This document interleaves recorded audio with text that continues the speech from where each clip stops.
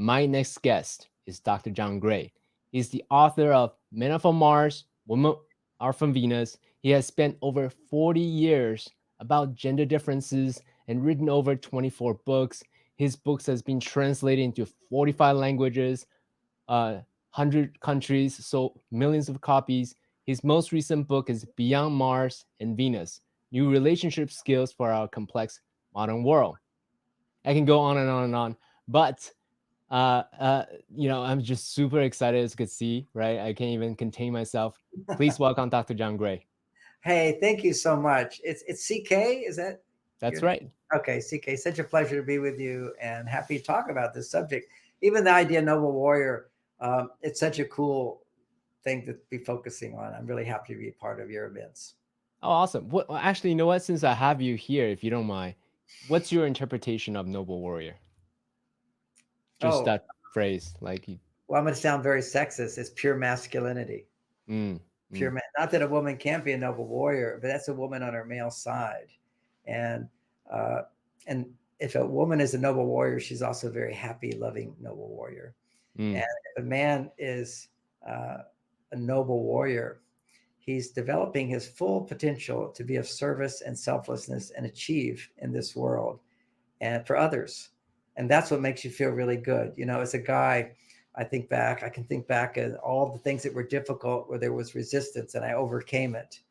Those are my great hero moments. And it was for the mm, good of others. And I mm, guess putting it in the theme that you talk about, you know, achievement and legacy. Uh, I mean, for me, legacy is kind of like every day.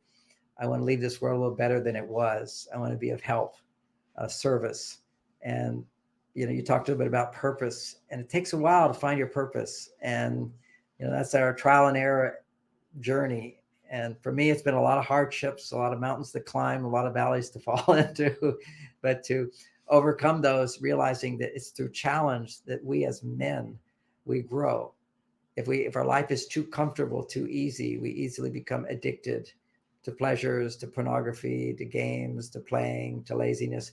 Is that we have to do something that uh, is not always difficult, but every life is filled with difficulties, and we don't run from them. As that we rise through them. big, beautiful articulation.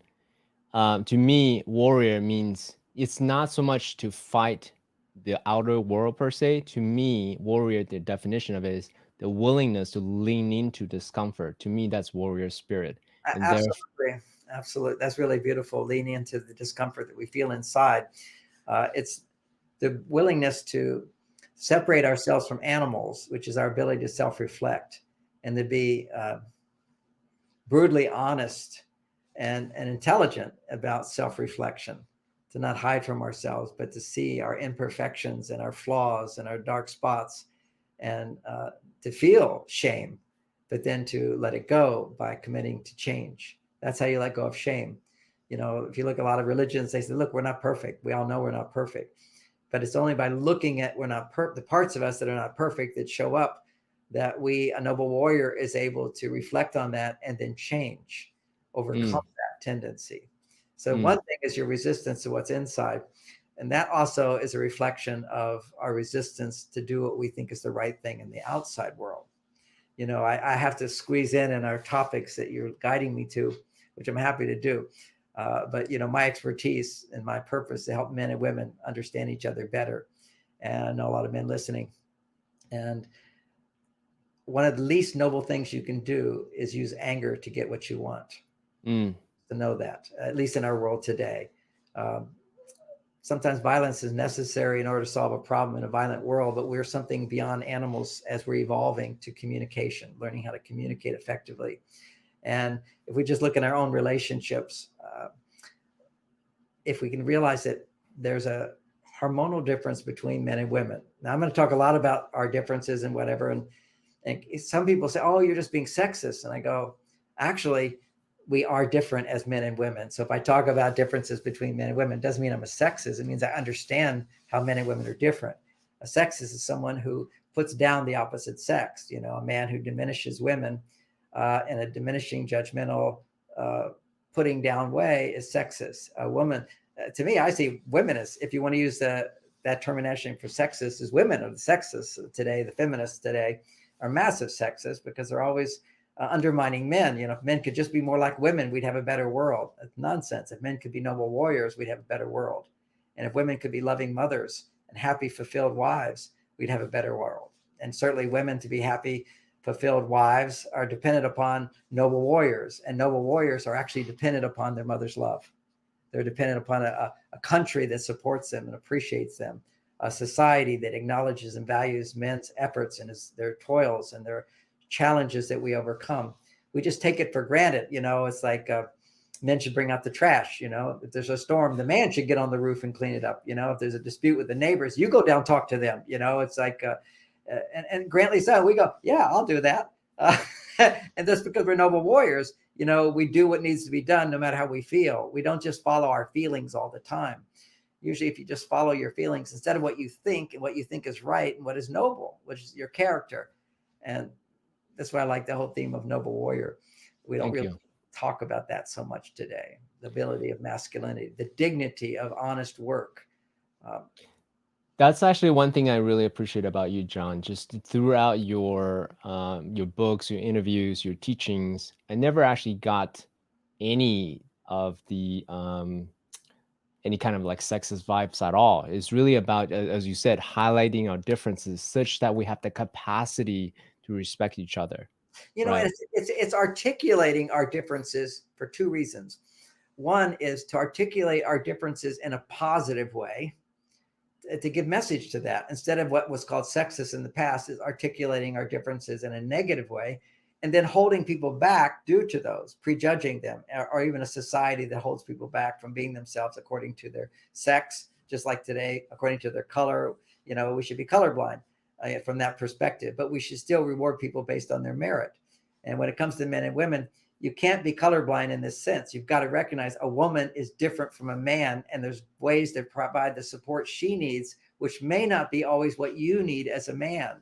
So I was about to give one piece of advice to every man listening, is when your wife is talking, ask questions and don't talk much. And if you're angry, stop talking and go somewhere. Do not talk when you're angry, because one of the things of masculinity, the noble warrior comes forth. The potential is there when biologically we're making testosterone. Anytime you're confident, and confidence allows you to move through resistance, right? I can do this, I'll do it. And if I have resistance, I know I got to do it, I'll do it. So that's the confidence allows us to move forward to be our best self. Whenever you're confident, your testosterone goes up.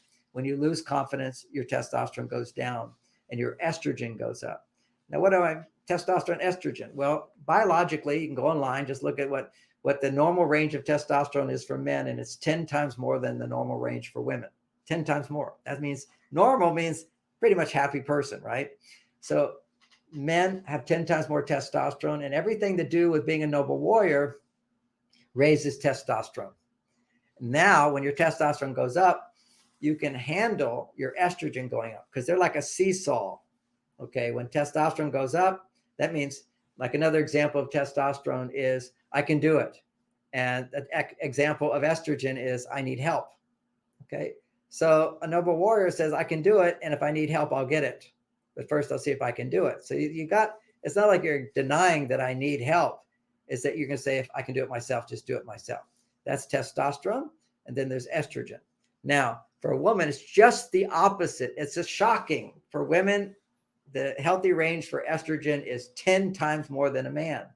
And estrogen, in this book, it's a really good book to read called Beyond Mars and Venus. I list qualities that produce testosterone, and I list qualities of who we are as human beings that produce estrogen. Now, I have all those qualities, but if I'm stressed, it means I need to come back to my male side. And if you're a woman and you're not happy, come back to your female side. Don't complain your partner's not making you happy. And for me as a man, don't complain my wife's not happy, making me feel good. I need to make myself feel good, which is why you share with me the show is about achievement, because it's a man's ability to achieve that raises testosterone. Then if that day you fail in making your wife happy, it's no big deal, because you're already got plenty of testosterone. So you're okay. I'll just do what I need to do for me. So we don't want to be so needy with women. We want to be independent. And when you're feeling good, then you can need the high state of ecstasy you experience with making love, having a woman's love, having a woman care for you. Sweet, sweet things. You know, it's not destiny. It's not design. Our bodies aren't designed for testosterone to go down. This is the normal average for men. It's not supposed to be that way. I'm 70 years old. My testosterone levels are 50% higher than a young man. That's it. It goes up as you go older if you understand what Noble Warrior is all about, which is selflessness, practicality, study, effort, overcoming challenges. And as you do that, gradually also increasing your estrogen, which means you get good at things. Then it's not so hard. Like right now, I'm working hard today. You know, I start in the morning Amazing. nonstop. I do this. I love it. I write a book. Yeah. I stay there 15 hours. You know, I love it because I'm good at it. If you're good at something, you love doing it. And thank to God if you can find something you're good at and you get paid for it. That would be great. So one thing, I mean, I want to get into this testosterone conversation because there's the overall trend that even people in their 20s have lower testosterone than previous 2 decades. I think you So did cited you hear that sometime. that? Tell everybody how much lower. It's 40% or 50% lower. Did you hear Yeah. that? And then so some tactics that we hear from in the men's circle is you lift heavier weights, you use transscrotal cream, you eat herbal supplements, and I wanted to know if you have other suggestions, tactical suggestions to Well, help. Mhm. I put a lot of emphasis on what I teach, which is behavioral changes. Okay, that's the main thing. As in the mind, so in the body. But the truth is also so in the body, so in the mind. You know, in the 60s, you take LSD, your mind is affected. Okay, you have a whole different experience of life.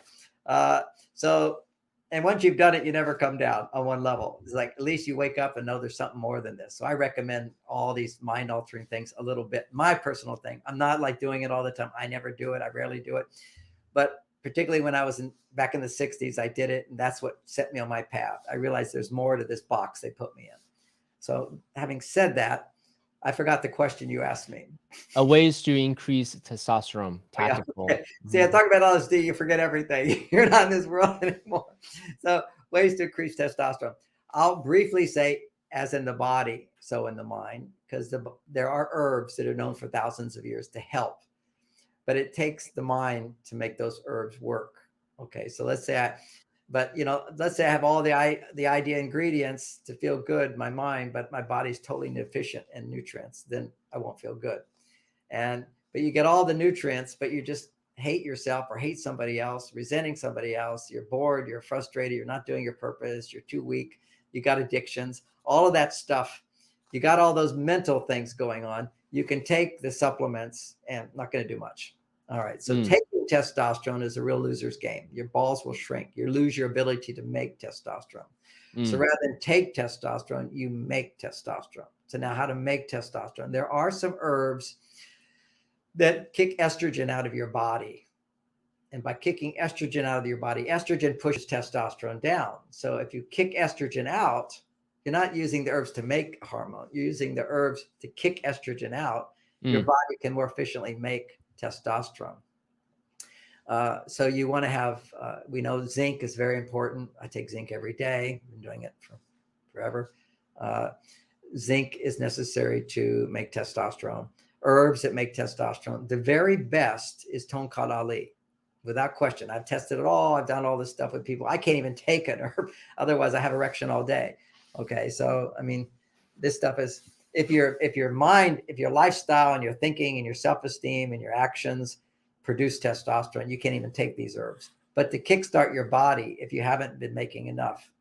And part of why the younger generation, it's a complex picture. You know, there's never one cause for anything. Keep that in mind.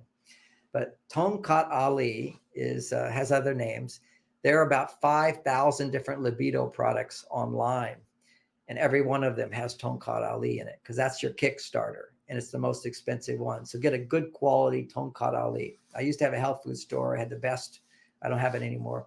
So, but you want to get something that's a capsule with powder in it. I've seen that the actual pills don't do much at all. Capsule with powder, Tonkat Ali. All right. All So right. that's really good to take, and just take double whatever they say on the bottle for a while. but that's only a little piece of the problem. Okay, that's a little bit of the solution. Also, you need zinc.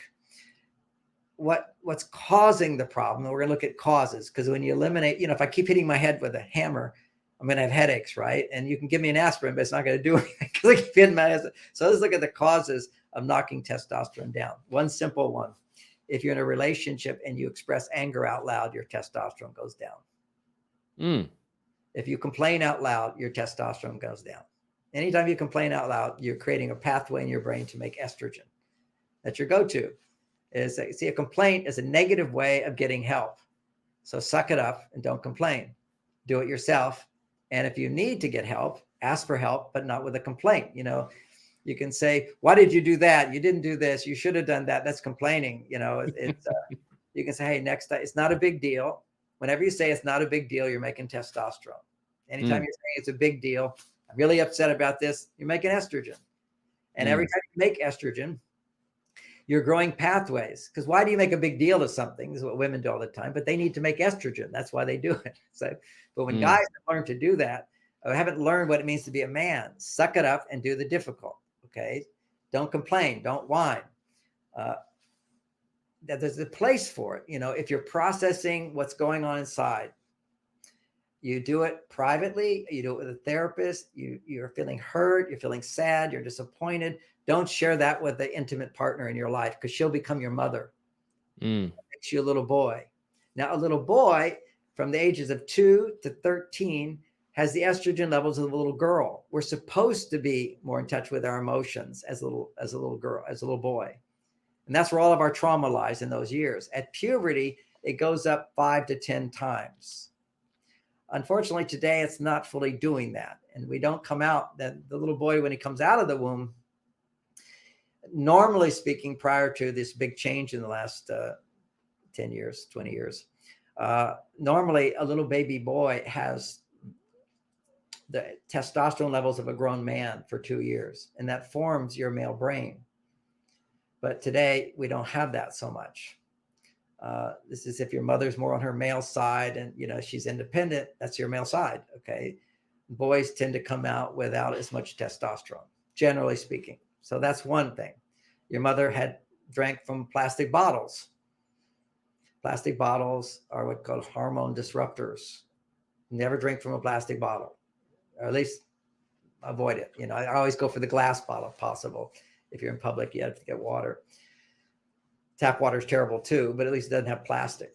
Okay, so there's a plastic bottle, heats up. You get these PCBs, I think they're called, and they're called endocrine disruptors, and they will inhibit your body from making testosterone.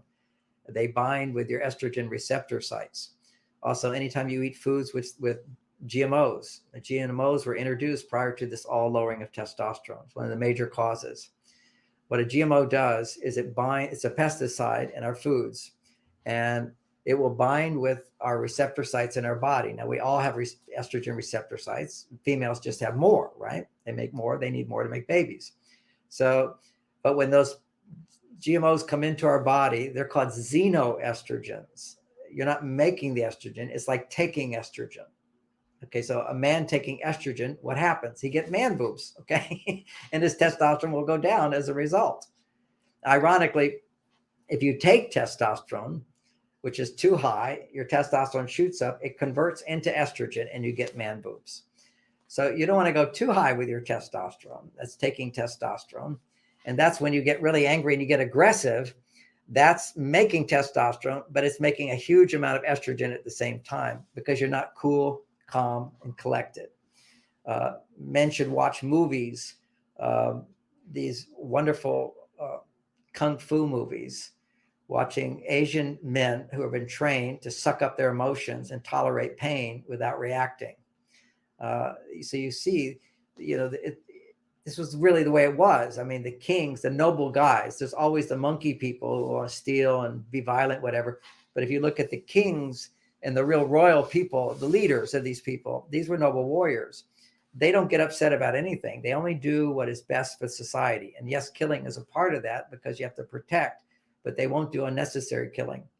And they don't get angry. They don't cry. They don't get upset. They do what has to be done. Now that's pure masculinity. Now that's not for your generation. You're a higher consciousness generation. The higher consciousness is able to be both detached and attached at the same time. That's feeling compassion for someone, but not pitying them. See, I don't feel sorry for anybody. I mean, this world is so stupid right now. I'm really angry. I do get angry. I'm not going to get angry directly at somebody, but I feel my anger. I'm not going to act on it. But even now, when I talk about how I have compassion rather than anger, I do have anger that they're giving shots to children. Okay, they don't need it. There's side effects. We know that. This is not good. And there's a lot more going on that he gets all, what is it, not allowed to speak about. So we won't go there. But the reality is. So let me ask you this, John. So in terms of, because you updated your model, right? It's been a few years since you wrote the first book. How has the model been updated or not, but updated? Oh, let's talk about that book. I see that's what this book is. It's the updated version. You see, and we'll come back to testosterone. Okay, it's a big subject. I know you wanted the update. The update is men have low male side, women have low female side. So my job now is to have women know how can they help boost a man's testosterone.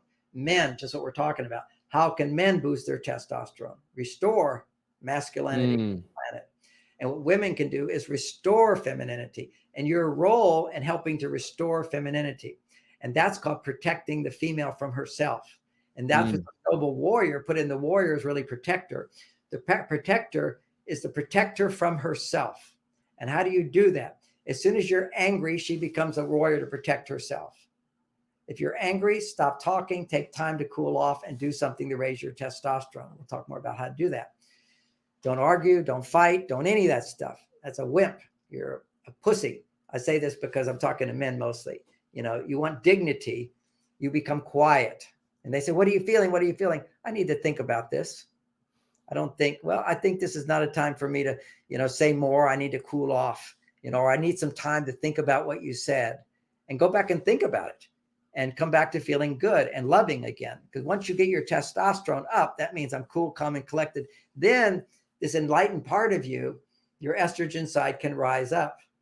So that's one way. It's one of the ways we hit ourselves with a hammer is we argue with women and we act out of aggression.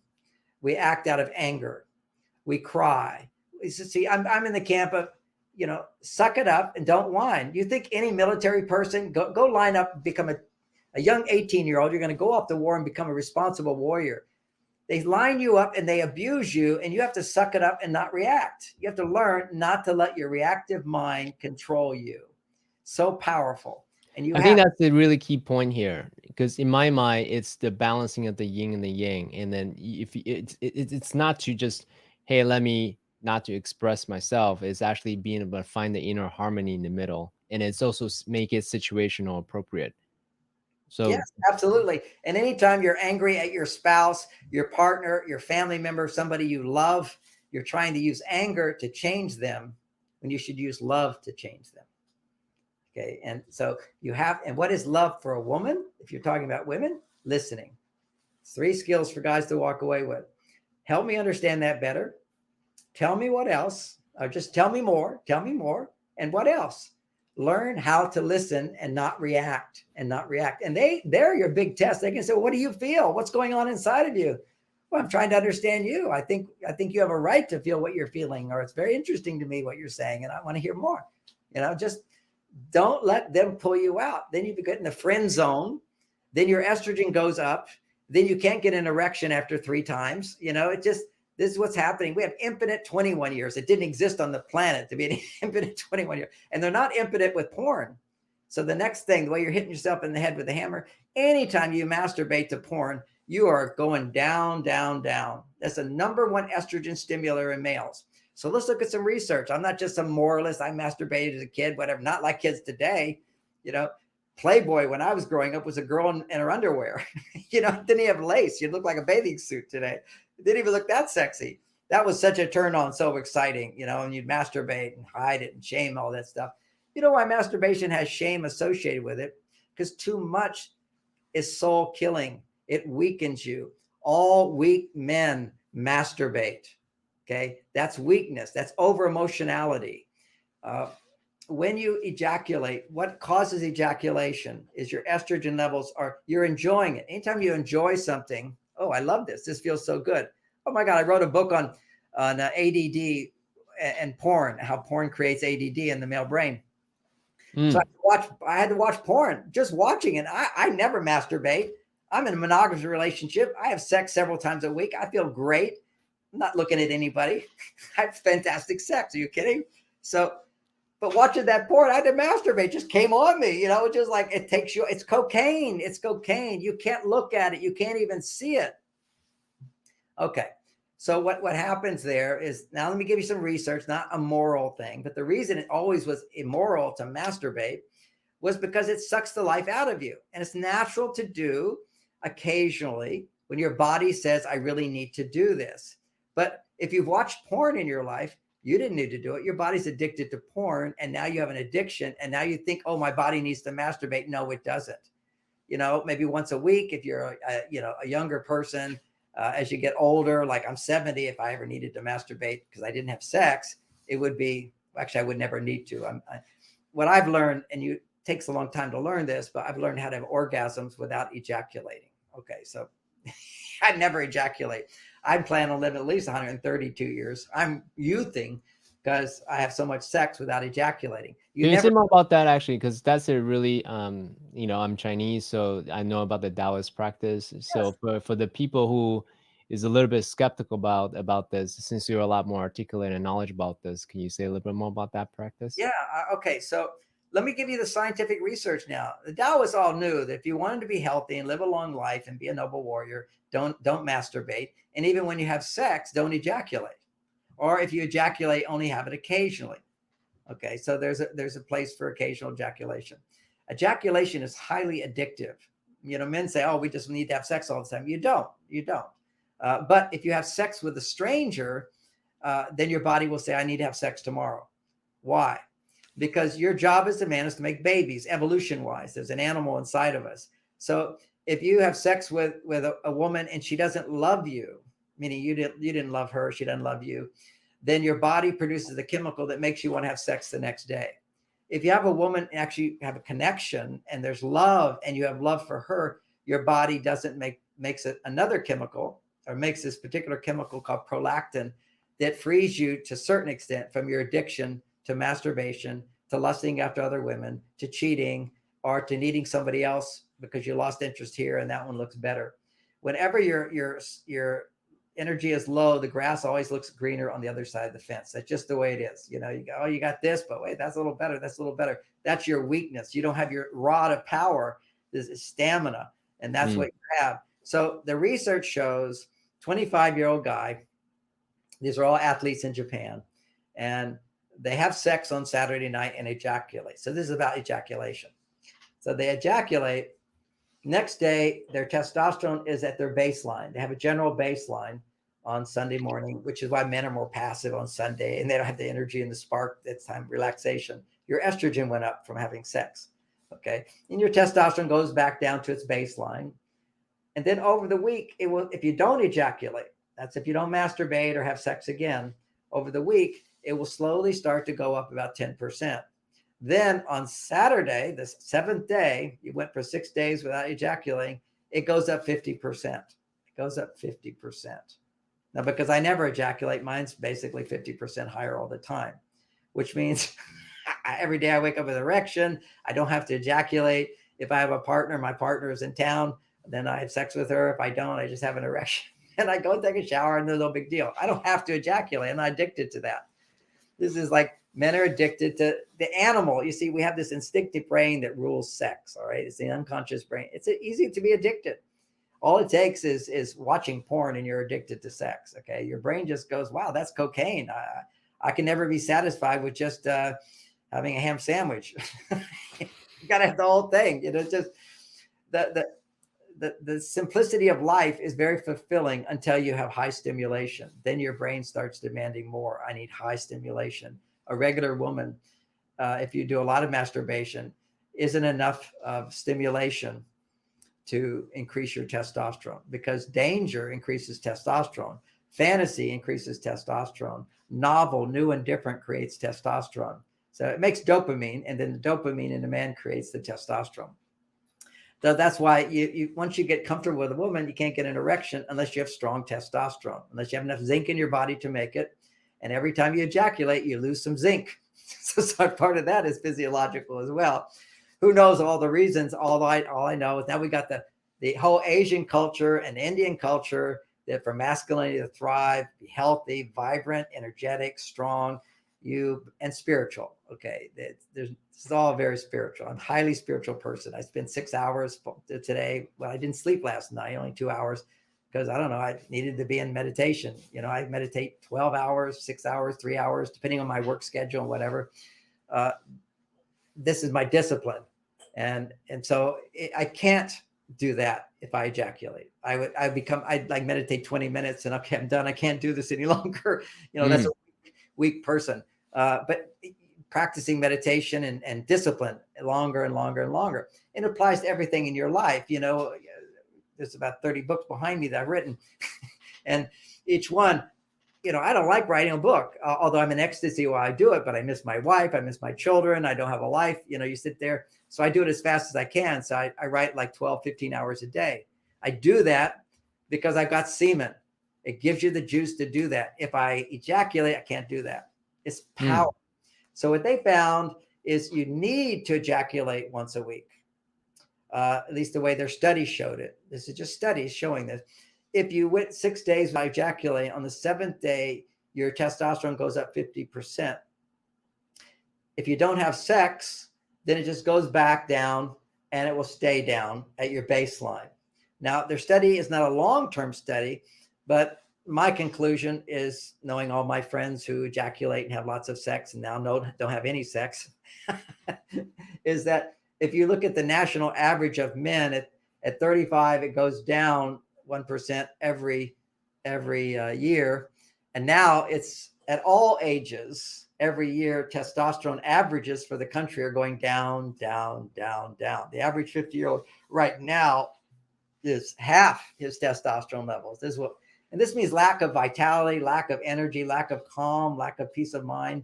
So that's one level. That's the sexual management, which is highly, highly important to this mechanism that's controlled by the unconscious brain.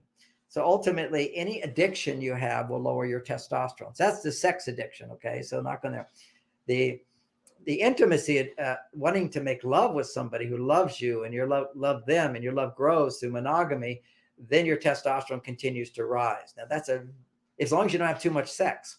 Now you can be in a monogamous relationship, but you have more than once a week. Occasionally, you have your flings, you're on a vacation somewhere and the kids aren't around, so you have time to have lots of sex. Okay, that's good.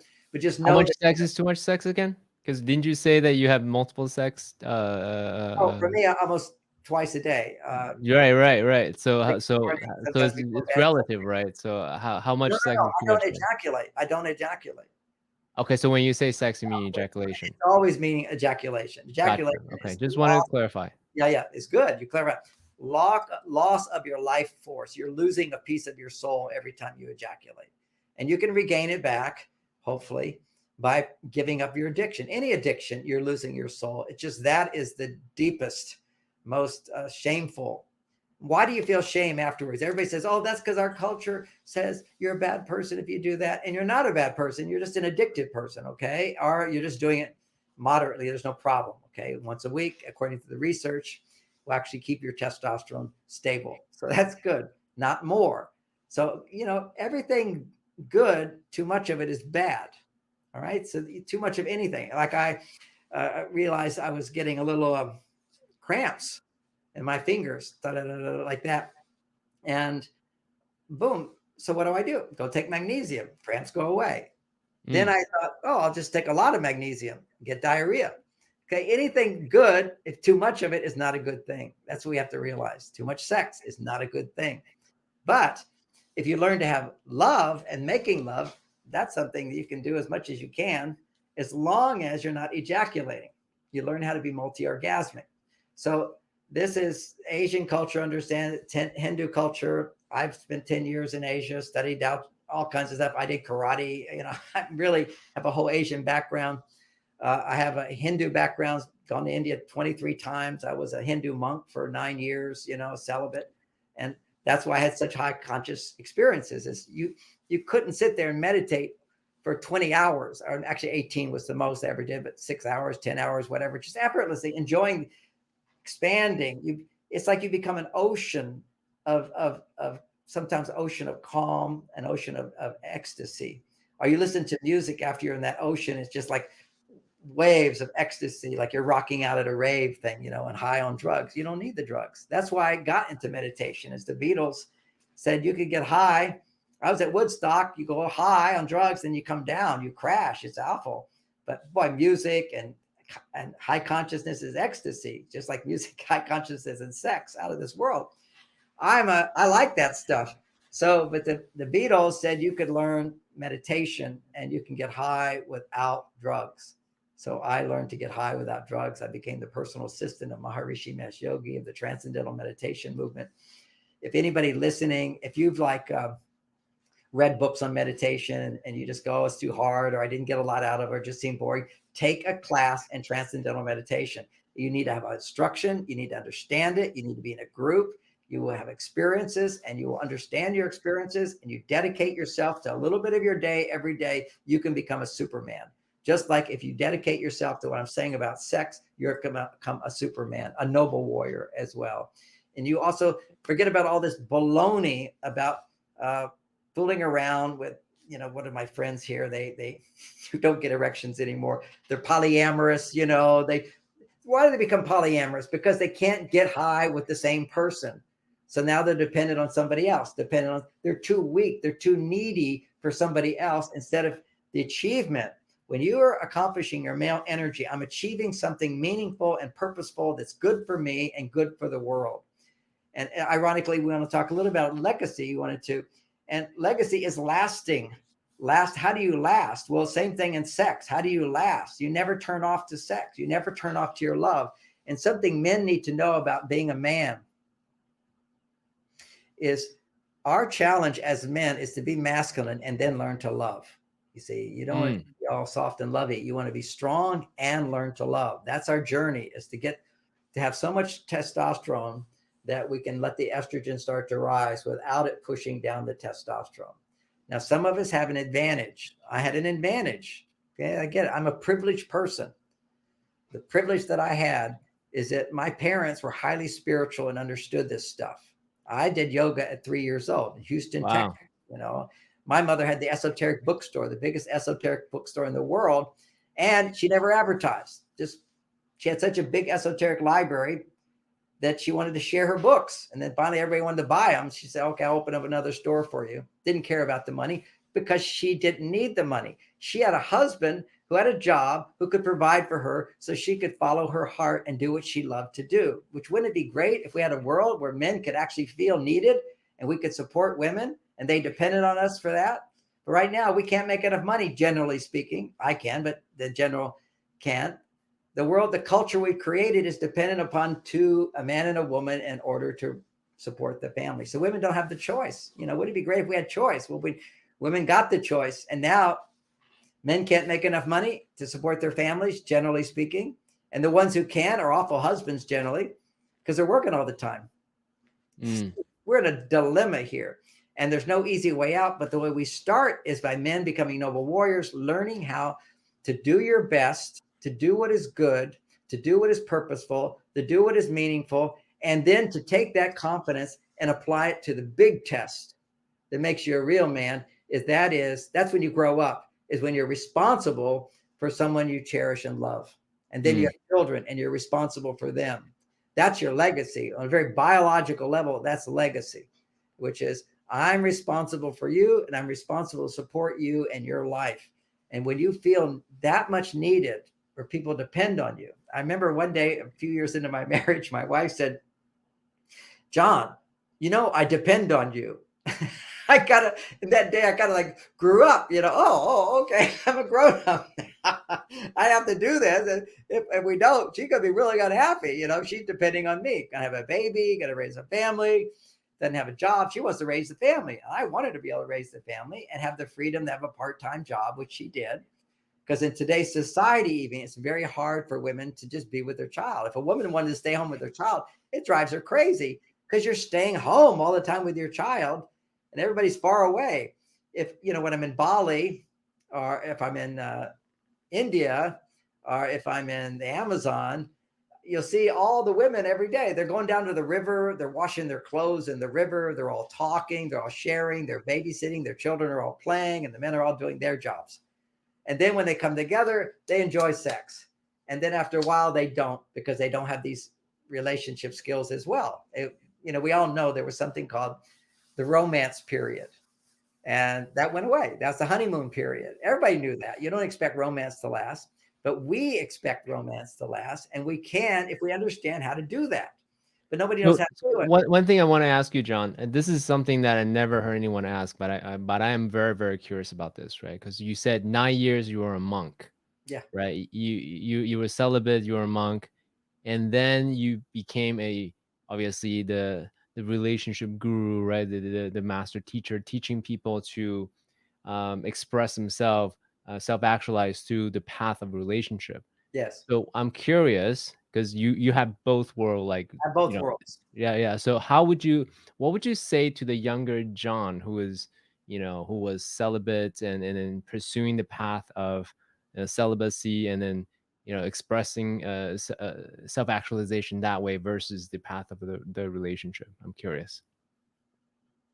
I'd say to him, he's on the right track. If you had talked to me as a teenager, I'd say, stop masturbating. Okay. I'd give him the talk I just gave. Okay. I said, and I would teach him right away. I'd teach him exercises in order to overcome the need to ejaculate when you're having sex. There's Taoist exercises that I've learned as well. You move your body in certain ways.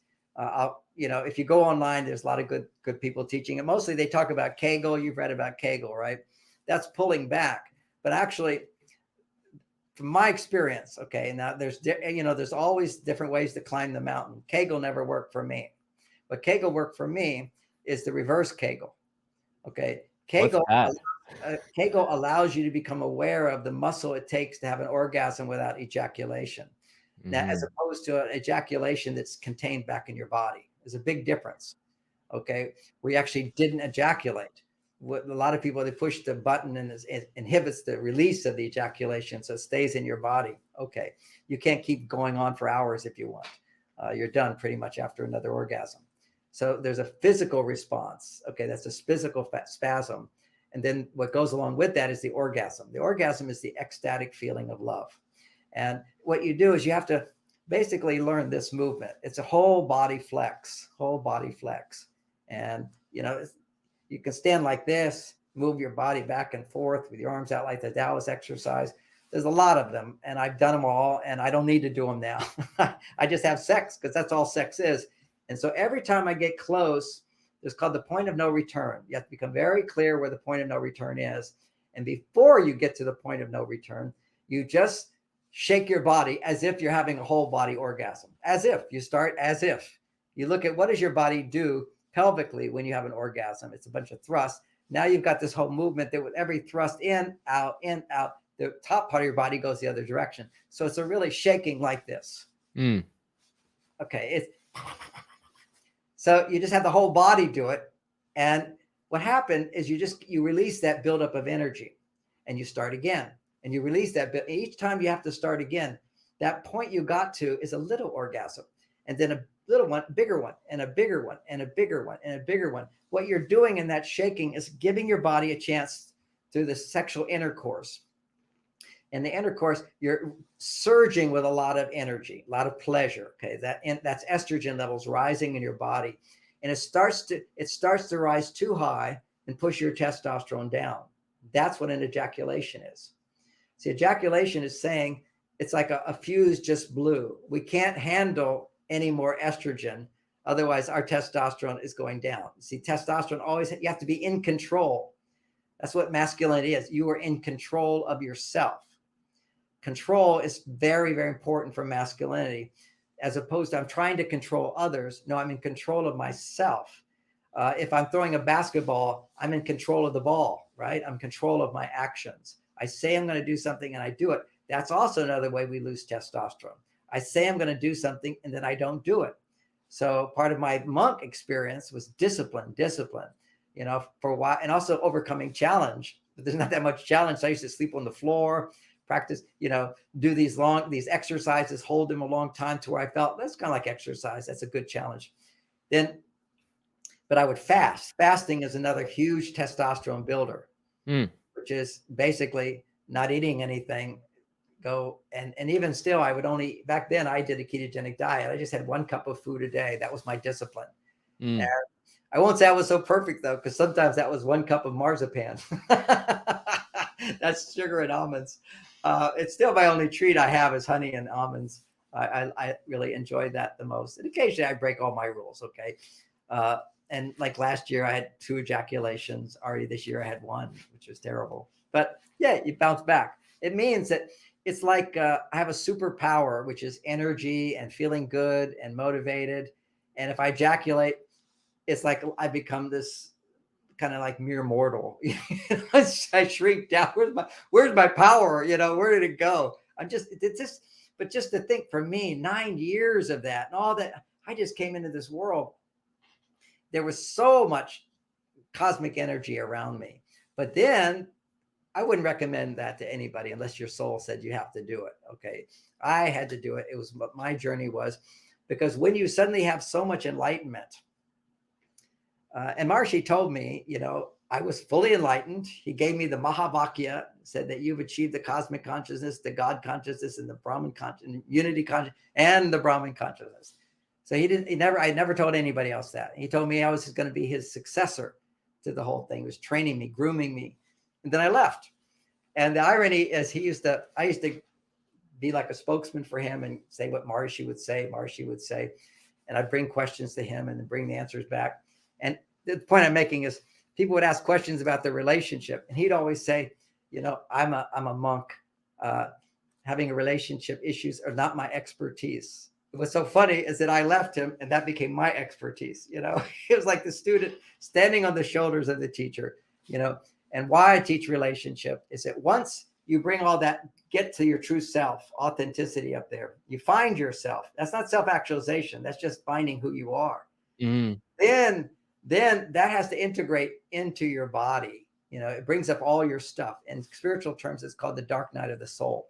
And common experience for people who don't spend a lot of time meditating and spirituality, it means you have a really great time as suddenly you argue and fight or you're depressed. You go really high, you'll come back down. It's you touch the sun and you crash back down. You get burned.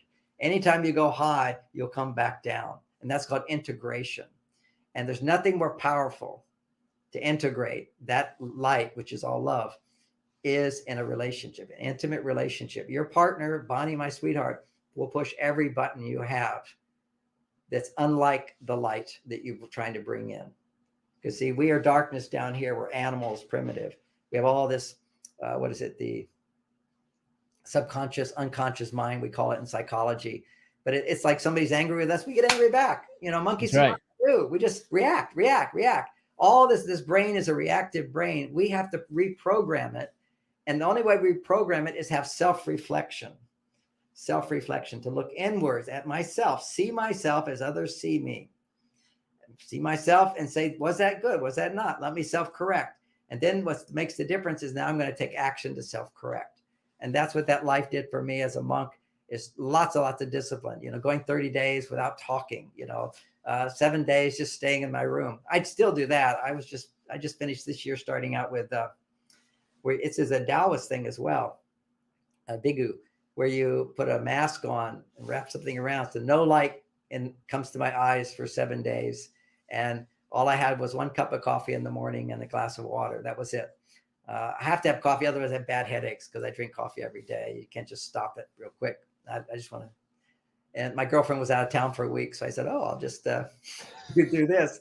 And I never had this experience, which is actually you can see after a while the light around. I could walk around my house without bumping into anything because I'd see a vibration of light around everything with my eyes closed. It's amazing. I hear stories of blind people who can see things and whatever. And I totally get it now. But you've got to, You've got to not depend on your eyes to look out. You've got to depend on what's inside. Because all that's really happening when you see something is, oh, that is helping me know what I know. Everything is already there inside of us. It's all there. And when I see that, that awakens my knowledge inside. And I think it's out there that's doing, but really it's in here. For example, if somebody's loving you, it feels really good because that they gave you permission to love yourself. So much of there's so much of us to learn on the journey, but we need the potency to do it. For testosterone, and that's sort of the theme of this book. You asked me about that. Relationship skills that will allow you to grow in testosterone, for example. And if you're doing anything to help a woman become more feminine, when you do anything that helps a woman experience more estrogen, you're becoming more masculine. That's the most amazing thing. So you don't want to be a girlfriend. You're on a date, you ask lots of questions, you show a lot of interest. You don't talk about your feelings at all. You can talk, you need to talk a little bit. Otherwise, she needs a little reassurance that you're listening to her. So you make comments. Well, I think this and I think that. Practice not arguing, not being angry at someone, not being opinionated. Be flexible. Women all say, oh, they want a really funny guy. Oh, a man with a sense of humor. Actually, they hate it. Women don't know what they want. What they want is a man who walks through life like a feather. Okay, I can handle that. That's okay. He chuckles, he laughs, but he's not making jokes. You don't have to make funny, clever jokes. Robin Williams is my age. So funny. He lives in my town. I know him. He was making, he did a spaceship guy. I later on did better from Mars. It's very interesting, our similar karma around this thing. But I met him. You can't have a friendship with him. You can't have he's making jokes all the time. Just making a joke, making a joke. That is not intimacy. But taking things lightly is humor. Just being playful in life, being humorous and being serious when you need to, being empathetic. These are the things. It's really about learning to be completely selfless. And that's what enlightenment really is. Then you bring in your female side, which is you get all the goods, do things that are fun and enjoyable. And you don't have to do this extreme like I did. You can balance it back and forth.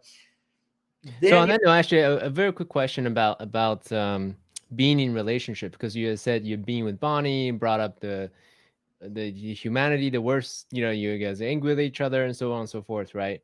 And that's a common, let's see, other people. So you see that as an opportunity for growth. Everything is an opportunity for growth. Nothing happens to you that isn't God's gift to help you see yourself, to help you see what's evil inside of you. Sounds religious, but helps you see what's dysfunctional inside of you.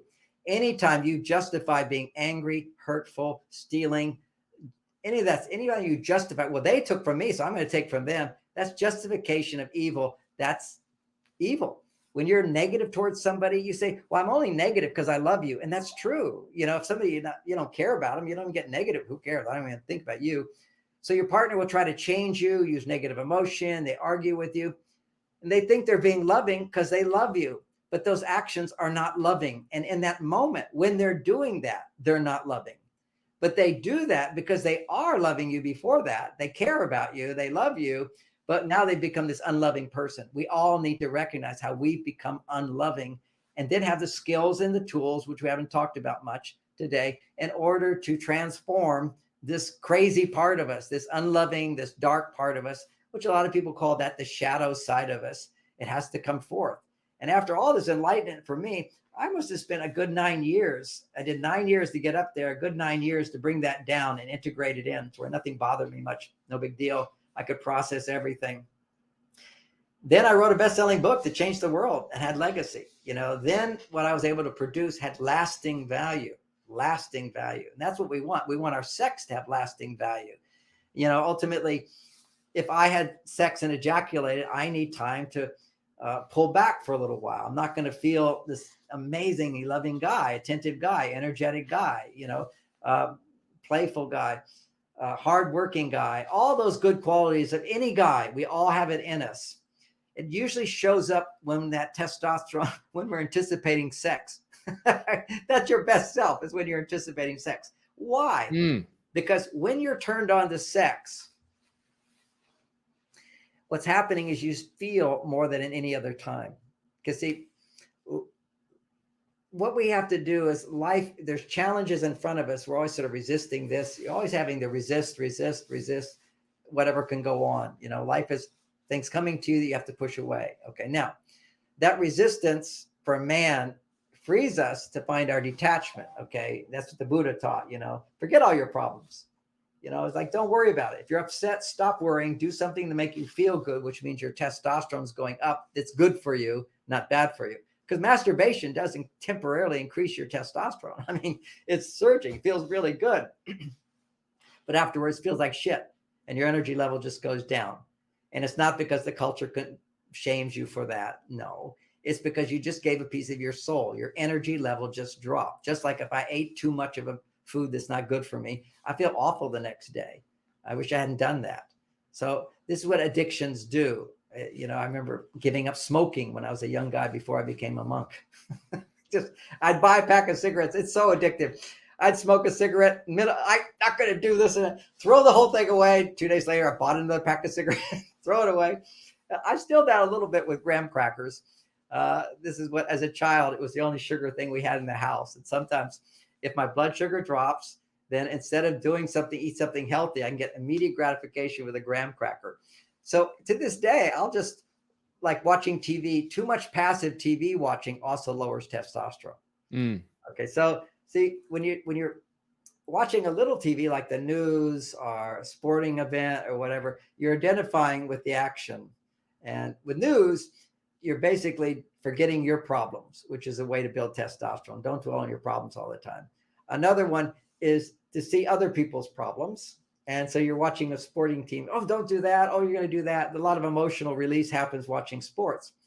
But then at a certain point, it's too much of a good thing and you get addicted to it. See, any good thing can be addicted. Now, pornography is massively addiction. Sports isn't. Playing video games, maybe 20 minutes, an hour at the most. Okay. Now you're just losing your life force energy. You need to be doing something productive. Would you come back to Noble Warman is achievement. Now, I'm not totally against video games. I don't do them, but maybe that's how you make money in life. But what typically happens, if you look at the video champions who make money playing video games, they're fat. They're what? They're fat. They got a big fat belly. And you know what the big fat belly is? Is that their mind is doing things, but their body isn't. That's why if I watch too much TV, more than a couple of hours, by watching news and maybe one show or something, then I start going to the closet to look for graham crackers. Even though they're not there, I'll still get up and go, maybe they're there. That means you're no longer in your conscious mind. You become too passive. So reading a book doesn't do that, by the way. If you read, you're engaged in creating, you're creating something in your mind. But passivity, where I'm depending on someone else to create the picture and the enjoyment and the music and all that, what's happening, I'm becoming too passive, and that's estrogen producing. So there has to be some kind of involvement, sort of effort, some sort of focus that you're following through with. Now, you said at some point you won't start writing until you find the right book title. And then obviously you're someone with super deep well of wisdom and things are just pouring out of you. I'm curious to know, how do you cultivate your own creativity? Do you have like morning pages, practices, and things like that too? Okay, I think everybody, there's temperament types, okay, and not everybody has the same temperament. But for me and my temperament type, I am a reactive type. If somebody needs my help, I'm right there. Otherwise, I'm a little passive. There has to be a little bit of an emergency to pull me forth. Every one of my books, I was offered a sizable advance. If somebody says, "We'll pay you Good to be John." Yeah, somebody will pay you $2 million to write this book. I said, okay, I'll write this book. And so all the juice is there. You see, I'm anticipating a big reward, which means in our mind, at least in my mind, in most men's minds, a big reward means you made a difference. It means they really want you and you're really wanted. It's part of my own libido at 70 years old is because my partner really wants me. And that's because I'm really good at sex. And she has lots of estrogen because I've made it so that she doesn't have to work. She gets to do what she likes to do. She enjoys working, but she doesn't have to do it for the money. So there's no desperateness to it. So she can actually be more feminine. And when she's more feminine and I know how to give her orgasms, then suddenly her body says every day, I want to have sex. I want to have sex. So that also keeps my testosterone quite high. Having a wife, not a wife, we're not married, but having a partner who wants to have sex with me It's the ultimate. And all these poor men, they come to me and they all go, oh, you know, my wife doesn't want sex. You know, I have to convince her to want sex and everything. What a bummer that you have to do that. But the reason you have to do it is because outside the bedroom, you're not doing the stuff you have to do to get her estrogen flowing, because women cannot desire sex. Now, there's an exception here. There's women who can't have orgasms who desire sex. They just want the attention, whatever. But there's the actual her body wet and wanting to have sex, like ready to go sex. Amazing. When you know how to provide an orgasm for a woman and many orgasms without ejaculating, then there's no recovery period. You're still having sex all the time. You see, once the man pulls away, a woman's estrogen will go down. But if your testosterone stays up there, which doesn't drop if you don't ejaculate, it just stays 50% higher. It's all the time, 50% higher. And it doesn't mean you're wanting to have sex all that time. That's, you know, body needs sex, but doesn't need it all the time, you know, but it's got the power to do it. And so she doesn't experience that pulling away. So what happens in psychology, we call that a conditioned response. If I put my finger towards fire and it burns, my unconscious mind will pull me away from fire even before I know. It learned fire burns. All right. So a woman's whole thing about estrogen is to open up and receive, to connect, allow you to come into me, you know, do me. She's surrendering, yielding, and you're there for her, providing for her and enjoying every minute of it because you have estrogen going up too. So as you're providing for her, now you get your big thrill and then you pull away. They notice it. You pulled away. Her body notices and her estrogen goes down as opposed to continuing to feel good. So if every time you go into a shop and you end up feeling bad, you're not going to go into that shop anymore. Your body just doesn't want to go there. So over time, you have conditioned her to not want to go that high. Now, and that's inevitable if you ejaculate, but that's a little conditioning. It's just over and over and over, finally conditions her to not even go there because you just disappeared. So the next thing is, and you're going to pull away after sex, her estrogen is going to come down, but you can then what's called reconditioning.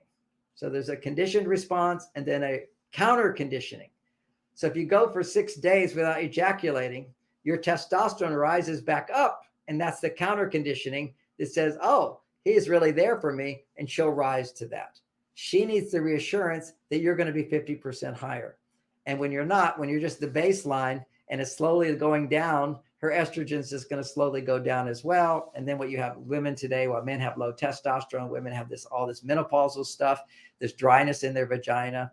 I know a woman who's 78 years old and her husband also a student of mine. She's wet every day. Okay. It's like women go, what happened? And now women also have to know that there's exercises like we have to do as men, exercise those muscles. Women have to exercise that vagina. You know, there's these things you buy online just called women's Kegels. And you pull a ball up and down with a weight on it. You strengthen that area, you increase circulation. Otherwise, not only do your skin become dry and it becomes painful, but your estrogen levels go down. That's the biggest estrogen stimulator, is to have a guy's penis in there making you happy. That just keeps it up. So amazing what sex can do. And the Taoists in ancient China, they all understood this, but the technique's a little different today. I was mentioning to you the reverse Kegel. You can go online, look under reverse Kegel. They even have apps timing your Kegel and then your reverse Kegel. The Kegel is to pull back, and the reverse Kegel is you experience this pushing down. The same feeling, the same muscles if you were to push your urine out. Okay, now all I have to do, when I pee, I always have an orgasm, okay? Because when I push down, it pushes the energy up. I don't need to take, Mantak Chia has written a great book on the value of not ejaculating. I don't use his technique at all. It doesn't work for me. He uses Kegel, I use reverse Kegel. Reverse Kegel is just simply, you get close to that point, you push down, and what it does is it pushes down, and whatever energy is down there gets pushed up if you feel love. Now, mine won't work. I couldn't do it with a woman I don't love. You see, and I don't love anybody who's not loving me, so it has to be love. And what allows men to feel love, the most powerful thing that helps a man to feel love is a woman's love. Okay, so to the extent when I said I was privileged and why I have all this extra benefit and why I'm a leader and all this is I started out with a lot of help. And that's that my mother always loved me. I never was criticized by my mother. My father never punished me. I was the experiment of 7 children. The 4 brothers older than me were all punished. One went to military school. One almost got in jail. They had problems. So they said, I'm number 5. They said, why don't we try something different? We'll just never punish him. Mm. And the way my mother said is, people in my class, when she told them that, she said, well, what did you do? She said, we put him in the hands of God. And that's because they were also spiritual people, understood. And see, part of why parents punish is they don't know another way. I've written a whole book on how to manage children and discipline children without punishment. I think children need to have control. They need to be controlled. You don't just give them whatever they want, but there's a whole art to that. That's another conversation. And I wouldn't say my parents understood that, but at least I didn't have this negativity thrown on me all the time of feeling like I had to be better to please my parents, even though to some extent I did, because I got so much love. I wanted to be worthy of it. But my brothers were torment. They were jealous because I never got punished, and they figured that out. I mean, I used to have to go to my dad's room to get spanked, and he would say, okay, I want you to make a noise. I'm going to whip the chair. My brothers finally figured this out, so they punished me. That was very interesting. So they buried me alive once. They threw me off the roof. Wow. I got Damn. scars over my head from being thrown upside down. I got thrown in a pit. They really took their thing with me. I won't say I just like blessed childhood, but I got one part of it, which is my mother's love. And my mother was able to love because she had a husband who was I wouldn't say he's like knew all the skills I know, but the skills weren't necessary. What women in that generation needed was a man who was a good provider and was a gentleman, not all these romantic skills. And she had her dream because she was in that consciousness of the time of she wanted to have children. 7 children and a white picket fence was her dream, and she got it. And so, and as time passed, as the children were getting older, she now could start her business. She continued her business as the children left. This can be for everybody if we had a culture that supported that men and women have different needs at different times of their life. And not that everybody has to do it, but right now people can't do it. And we should have an economy and as such that awakens us to this idea, and it's possible. And I'm holding on to this, but it doesn't mean that women can't have jobs and can't be corporate heads and can't be military people or what. It doesn't mean that. It means that whatever you do as a woman, you also have a need to get a certain kind of support to support your femininity. And so what we have today is this hypersensitive, because see, we go back and forth from male and female. We're not grounded in our masculine while we're having our feelings. And while we're having our feelings, our masculine isn't there to tell us you're overreacting. Just, the hard truth is anytime you're judging your partner, you're upset, you're mad, you're not forgiving, you're depressed, anytime you're overreacting. This is the foundation of Western psychology is Freud. While people can criticize Freud for some of his crazy ideas, that's the basic. All unhappiness is an overreaction. And what was it? Jung, I know we're finishing up here. I just want to give a quote from Jung. And I'm not good at other people's quotes, but I wrote this one down because I like it so much. Heard it recently. And Jung was really good about understanding the male and female to quite an extent. It was a little too esoteric for me to understand, but he opened the door for some of those ideas to come down. This is Carl Jung, great psychologist. Until you make the unconscious conscious, it will direct your life and you will call it fate. All of us today often call it karma. Oh, that's just my karma. No, that's your unconscious mind controlling your life rather than you taking the steering wheel. And how you do that is not letting the unconscious control you, which means to become self-aware of when you're not being loving, when you're not being true to yourself, when you're not being a noble warrior. Look at that and explore it, analyze it, and see that that's not the person you are, and change your behavior. Now, that's a one-sided teaching. That's half of what I teach for men. There's another side because you are born more on your female side because you have higher consciousness and your mother's hormones were probably bound. I'm not talking to you. I'm talking to men of your generation that on average, not every man, has this low testosterone issue. What these boys need is a knowledge of what are the things that keep me from developing my masculinity and what are the things that will increase it. And talking about your feelings with a girlfriend or with female is not what you need to be doing. That will just make you more feminine. That puts you in the friend zone, and then she doesn't like you anyway. She wants you to get that out of you, and then she's not turned on to you. This is going to happen over and over. These guys, the girls are going to lose interest in you. What they want is a guy who can suck it up. And then here's a funny joke. The men are all such emotionally unavailable guys. They're so narcissistic, and yet why did you have sex with them? Because they turned you on in the beginning. And then what happens is women don't know their role, which is why they lose interest in that man, is because they shut down. You see, when you say a man is emotionally unavailable, she's emotionally unavailable. When you say a man is selfish, she's a selfish. He may also be somewhat selfish, but you want a selfish man who says me first before the rest of the world. That's why, while some people, I didn't vote for Trump and people didn't like Trump. Now I would only vote Republican for right now. Democrats are going nuts. This is just my opinion, but they absolutely crazy, cuckoo. Like we don't have a budget, we could just make up all this money, inflation going so crazy, insanity, what's going on here. Anyway, so they've made me Republican, and they're making a lot of people Republican. I live in California. Somebody just said to me, how can you still live there? I said, only because I have the best house in Mill Valley, which is the nicest place in the world. And my children all have nice homes too. They don't want to move. I'd be in Florida right now with no hesitation. This is so nonsensical, so controlling, all in the name of woke. This is a crazy place. We see, ironically, it's because we are more awake. This is the big awakening, is that women are becoming aware of their male side, but disowning their female. And men are becoming aware of their female side, but disowning their male side.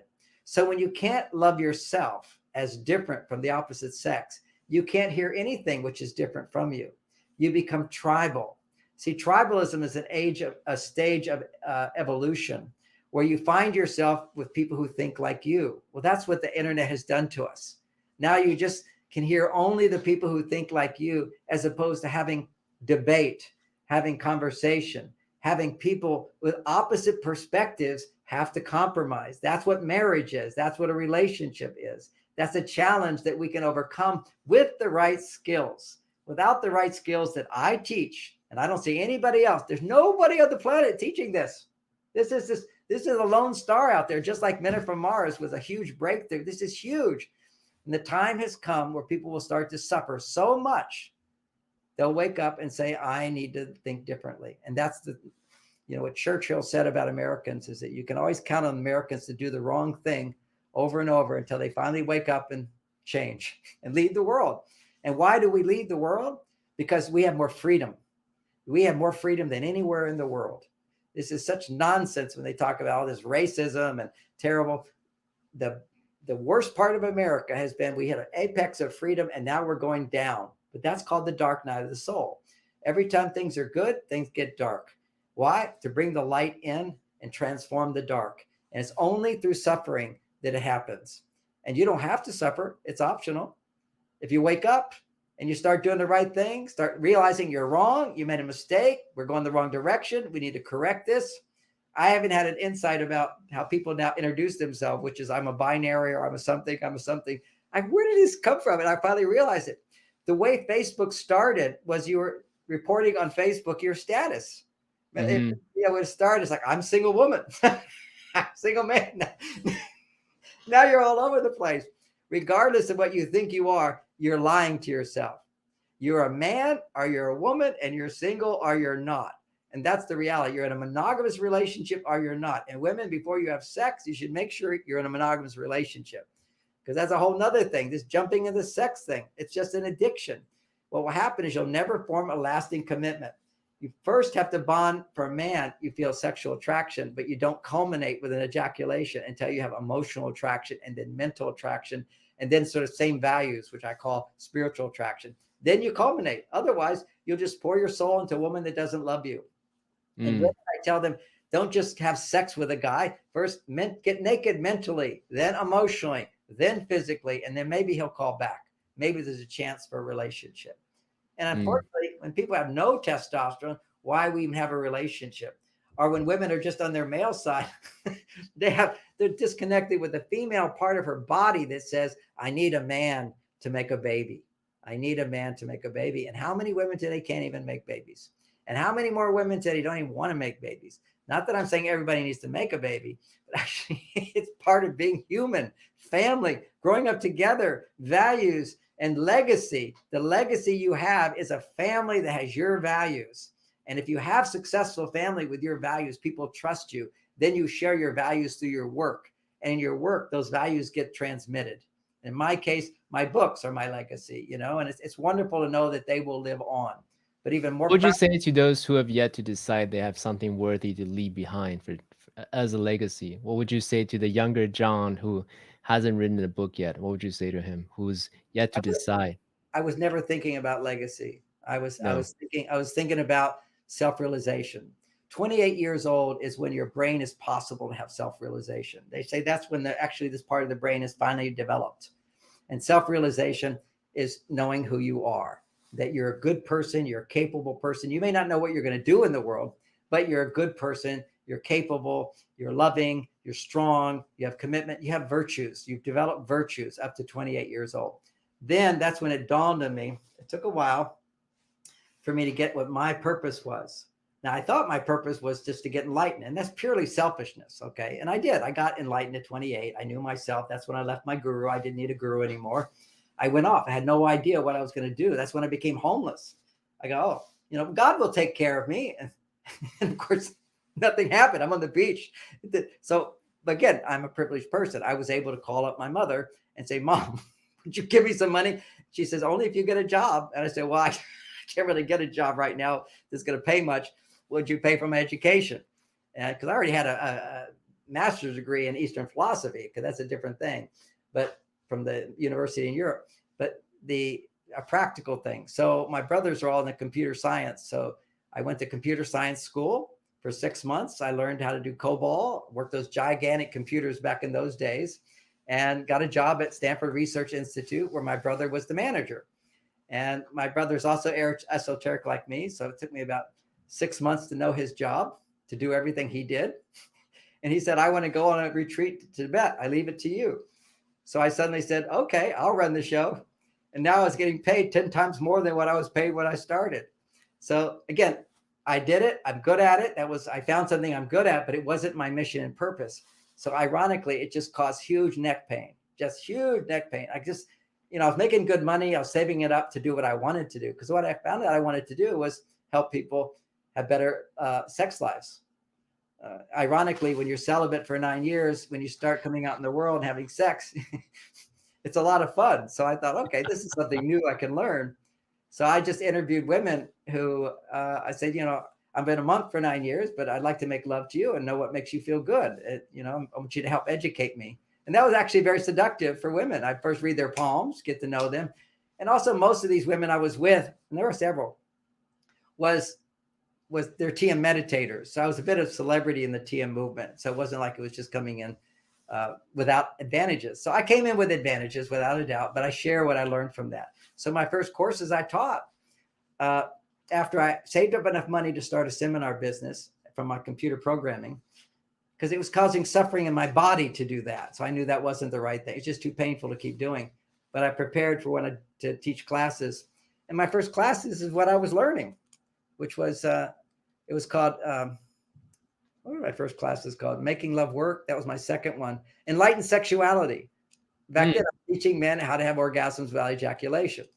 And it wasn't as good as it is now. Then I was just using the Kegel technique, which is pulling it back. And that just gave me prostatitis because you can get infections that way. And so you have to be careful with this pulling back thing, as opposed to not pulling back. Just slow down before you get to the point of no return and shake it up. And then start over again. Another thing for men to know is don't put your penis all the way in. You just start on the outside, slowly titillate her, gradually going in. And then you'll see if you go right in, I would premature ejaculate. I mean, it's too much for my body. I have to slowly let it warm up. Now, some men can't ejaculate because they don't have much feeling. You see, they're more detached in life. They have more testosterone.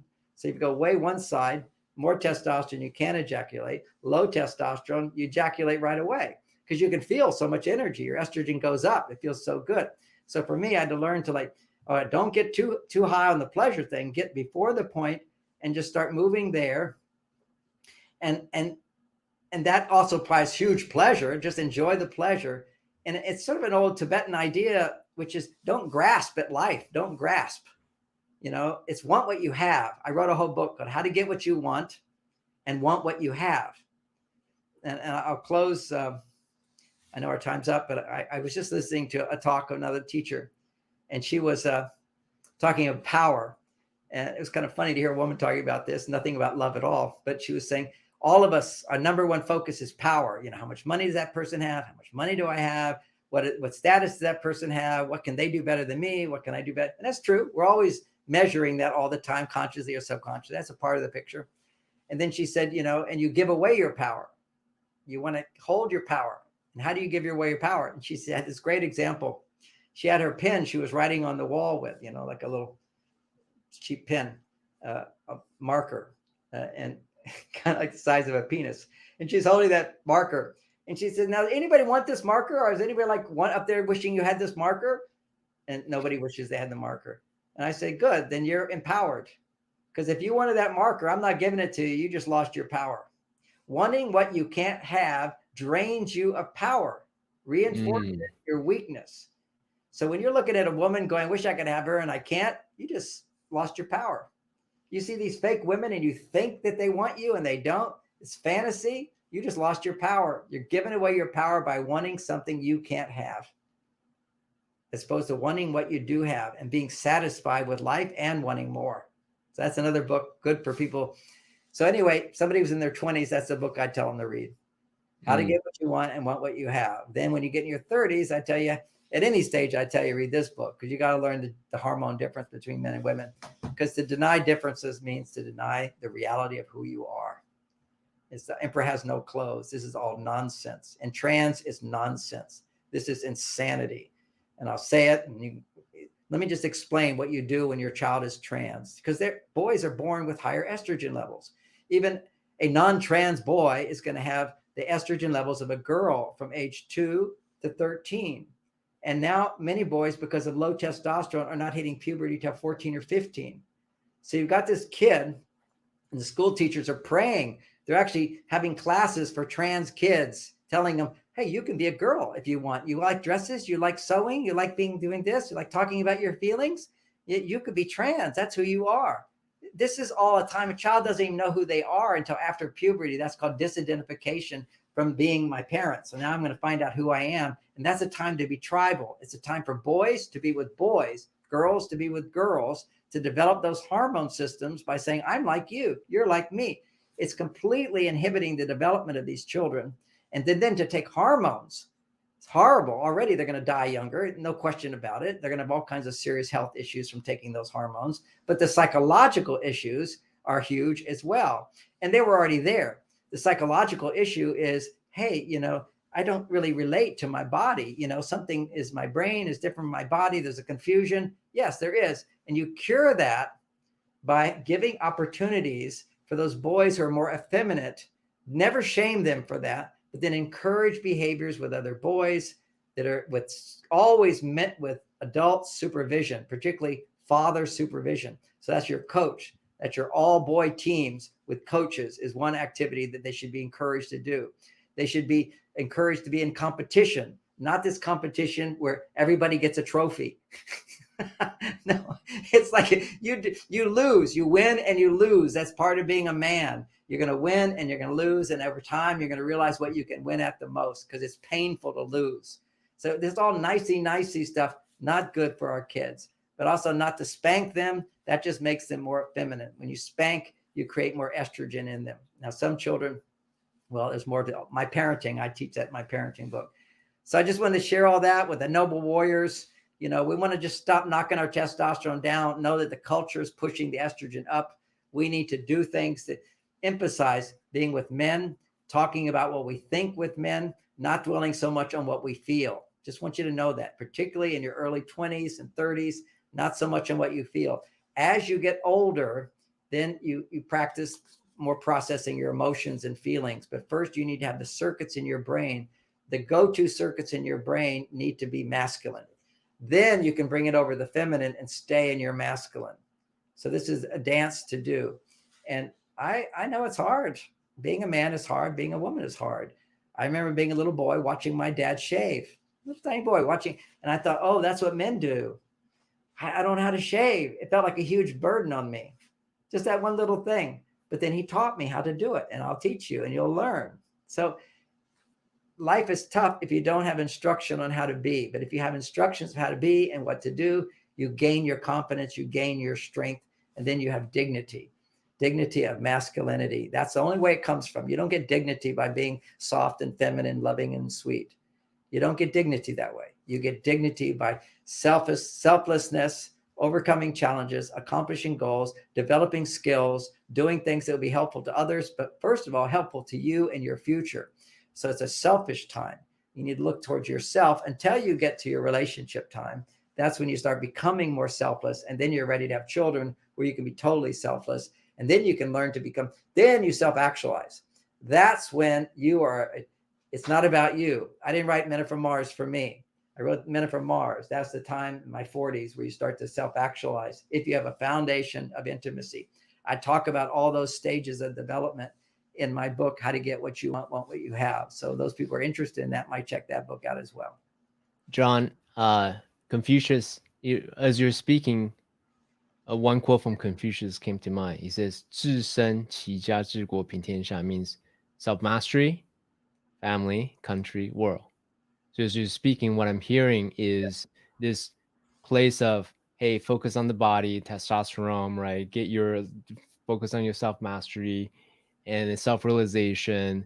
And once you get to a place, then you relate, right? Family, country, and world. That's what I'm hearing. Yeah. As And you're speaking. what I'm just hearing right now is I hear you, I'm thinking about, in terms of the Maharishi and his teaching, he always talked about the cosmic consciousness, which is the self-realization, who you are, self-mastery, and then God consciousness. And that's love, and you find God through your partner and your family. And then there's your community. That's unity consciousness, where you're here to serve others. Because as I help others, I feel enriched. And that's the primary source of happiness. Wow, what a great quote from Confucius. Say it again. I want to remember it. 治身齐家治国平天下. Translation, that's what I need to remember. Self-mastery, family, country, world. That's so beautiful. Yeah. Terrific. John, I so appreciate you sharing your wisdom so beautifully. You have lived a huge life, very many different modalities, traverse different realms, from being a monk to being an author to having this media empire, impacting people all over the world, and it will continue to impact people even after you're gone. Oh, and What? I have to add myself, there's sort of a badge of honor if you get canceled these days, I was canceled in 2001. Were you? Yes, I was kicked off of all national TV. Couldn't teach at Harvard, couldn't teach at Stanford. Oprah wouldn't let me on her show. All of a sudden, it just happened. I got too big. The narrative.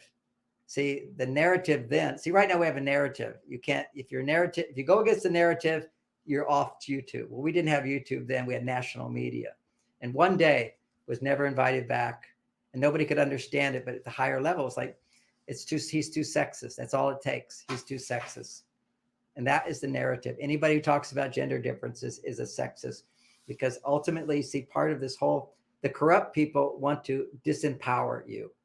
People need to know that. This culture wants to disempower you. And what most people don't know is in ancient Egyptian days, the Pharaoh subjugated the Jewish people as slaves by switching the roles. Women were allowed to do men's work. Men were only allowed to do women's work. Clean the house, raise the children, and cook. Women did the work outside. That was the Pharaoh's way of disempowering the Jews so that they wouldn't seek freedom. And then people can say, oh, well, they finally got out of there. Only 20% left. The others chose to follow the abuser. This is Stockholm syndrome and also role reversal. But 20% escaped. And those are the ones that survived. The others didn't survive. This is all like amazing stuff. And we see it right now. happening in the world. It's the cycles happening again. Amazing. But this time we had the Great Awakening. People like you sharing the wisdom, noble warrior, what it means to be masculine, what it means to be good man. What amazing stuff. I would recommend, other books I recommend is Warren Farrell. He has a book called Why Men Are the Way They Are, and several other books. And he's a good friend of mine as well. We have walks every week discussing our ideas. And, Mm. he amazing teacher. I think he'd also be very helpful for the noble warriors. Oh, cool. Thank you so much, Sean.